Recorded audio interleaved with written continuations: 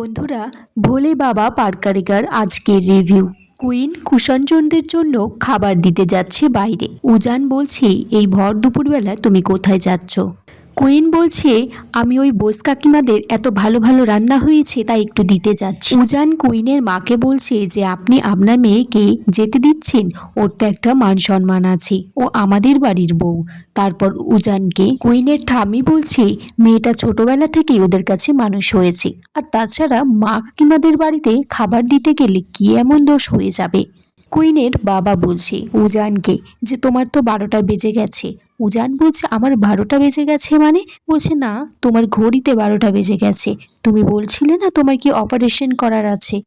উজান বলছে, আমার অপারেশন নিয়ে দেখছি আমার থেকেও আপনাদের বেশি ইন্টারেস্ট। এদিকে কেয়াও বলছে যে জাম্বু, আমার কিন্তু অনেকগুলো অঙ্ক বাকি আছে, তুমি কিন্তু ফেরার পথে এসো একবার। কুইনের মা বলছে, কেয়াকে তুই জোর করছিস কেন?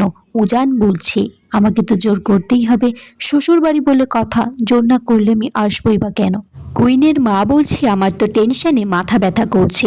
উজান বলছে, কিসের টেনশন? বলছে, এই যে তুমি থাকবে কি থাকবে না। উজান বলছে, হ্যাঁ সে তো আমি এসেই বুঝতে পেরেছি আপনাদের খুব চিন্তা হচ্ছে, তাই তো আমি থেকে গেলাম। আমি ভাবছি 12টার সময় যে অপারেশনটা, ওটা খুব একটা বড় সড়ো নয়, আমি বরঞ্চ ফোন করে ওদেরকে বারণ করে দিই। কুইনের মা উজানকে বলছে, তোমার পায়ে পড়ি বাবা, তুমি ফোন করো না, আজকে একটা শুভ দিন, তোমাদের অষ্টমঙ্গলা।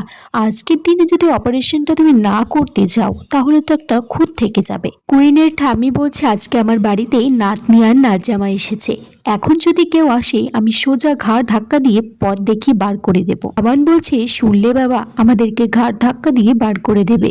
তখন দর্শনা বলছি, আমি চলে যাচ্ছি, তোমরা এখানে থাকো। কুষাণচন্দ্র বলছে, আজকে যেও না, একটু দাঁড়িয়ে যাও, ওরা তো আমাদের নিমন্ত্রণ করেছে। দর্শনা বলছে, নিমন্ত্রণ করেনি, তুমি যে নিমন্ত্রণ নিয়েছো। কুইন এদিকে কুষাণচন্দ্রের জন্য খাবার নিয়ে যাচ্ছে, সে হোঁচট খেয়ে পুরো পড়ে গেছে, তার খাবারটা সবার মুখে লেগে গেছে। তখন উজান বলছে, কিসের একটা আওয়াজ পেলাম মনে হলো বাইরে থেকে। তীরঞ্জন শতরূপাকে বলছি চশমাটা খুলে, যে কিছু কি দেখতে পাচ্ছ? আমি তো পাচ্ছি না, সবটাই ঝাপসা দেখছি কেমন। উজানের দিকে যেতে যাবে, তখন কুইনের মা বলছে, তুমি যেও না বাবা, ও কিছু হয়নি, কুইন একটু পড়ে গেছে। তখন উজান বলছে, কি কুইন পড়ে গেছে? এদিকে আমান বলছে, ওরে বাবা, দাদা যে চিৎকার করছে, আমার যে মুখ নেই, তার মাকে বলছে, মা তুমি ভেবে দেখো একবার, তুমি যখন জন্ম দিয়েছিলে আমার বডি ছিল, মুখ নেই।